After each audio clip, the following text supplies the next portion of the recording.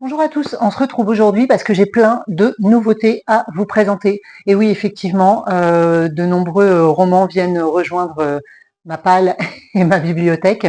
Je pense que vous êtes un peu tous et toutes comme moi. Voilà, mais c'est toujours un plaisir en tout cas de pouvoir partager ces nouveautés avec vous.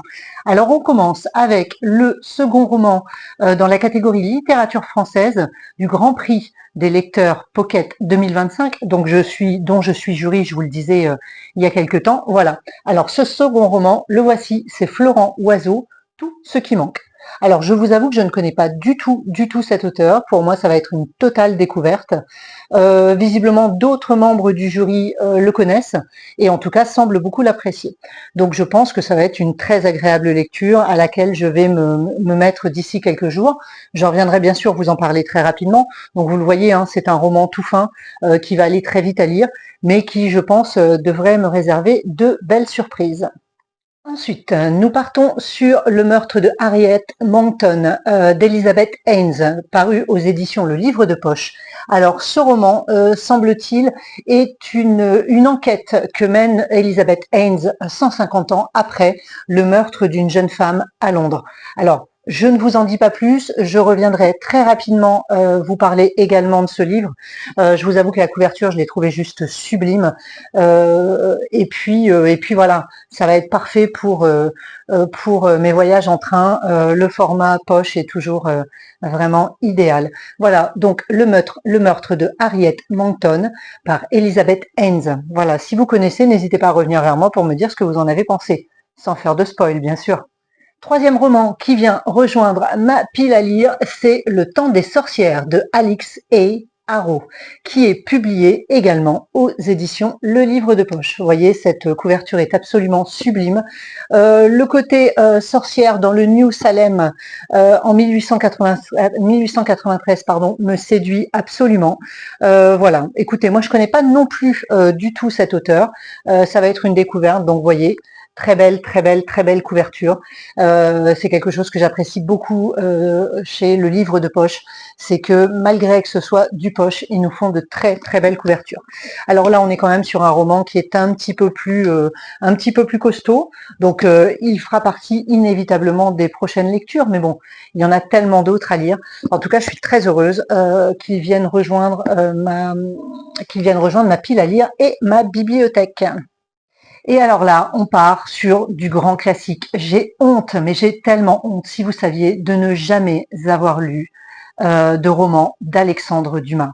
Le film Le Comte de Monte-Cristo a été pour moi juste une révélation. Je l'ai regardé il y a quelques jours, le week-end dernier d'ailleurs, et je l'ai tout simplement adoré. J'ai trouvé ce film juste magnifique, cette histoire totalement romanesque de vengeance, de voilà. Et le personnage du comte de Monte-Cristo est absolument incroyable. Donc je n'ai pas pu faire autrement que d'aller acheter les romans, tome 1, tome 2.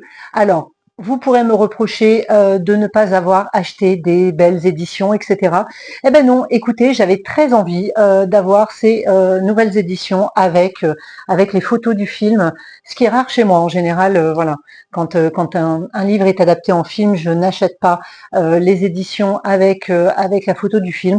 Là, j'ai eu très envie parce que définitivement, ce film marquera mon esprit et ça c'est une certitude. Donc si vous n'avez pas vu le film, moi je vous le conseille puissance 1000 et du coup forcément j'avais très envie de découvrir tout ça plus en profondeur et de vibrer à la plume d'Alexandre Dumas.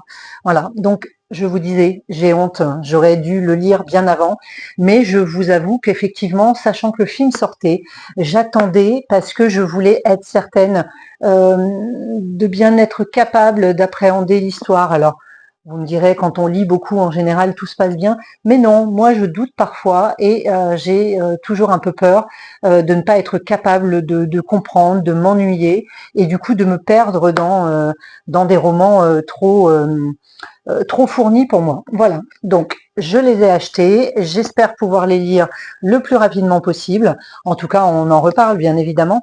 Bah écoutez, voilà, c'est tout pour aujourd'hui, ce qui est déjà pas mal. Je reviens sur ma lecture actuelle, c'est Stephen King, au lit. Alors, vous voyez, j'en ai pas lu grand-chose, hein. J'avoue que en étant en congé, j'en profite pour faire plein d'autres trucs. Mais voilà, Stephen King, au lit, je suis une grande fan du King.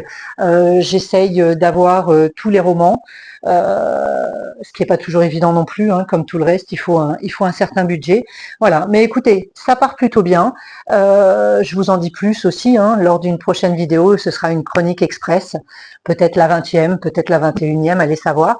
Voilà, en tout cas, écoutez, n'hésitez pas en commentaire à me dire ce que vous avez pensé des livres que je vous ai présentés, c'est-à-dire les nouveautés qui ont rejoint ma palle, et de ma lecture actuelle. Allez, passez une bonne journée, à bientôt.